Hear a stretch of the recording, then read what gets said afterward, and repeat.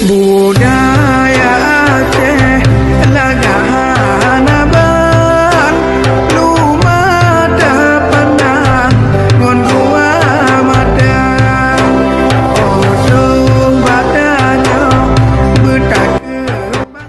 Sekretaris FPRA melalui Wakil Ketua Sekretariat FPRA Muhammad Iqbal Barata, STMT menjelaskan bahwa pembahasan rancangan kanun ini mengacu pada Peraturan Pemerintah Nomor 21 Tahun 2021 tentang penyelenggaraan penataan ruang serta Peraturan Menteri ATR atau BPN. Menurutnya, pertemuan tersebut merupakan bagian dari tahapan penting, yaitu pembahasan lanjutan di tingkat provinsi guna memperoleh substansi dan legalitas formal.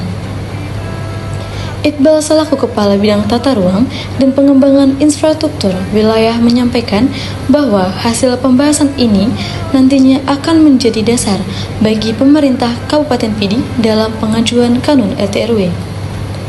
Tahapan ini sangat penting untuk memastikan kesesuaian rancangan dengan regulasi yang berlaku, serta menghindari hambatan hukum dan administratif di masa mendatang.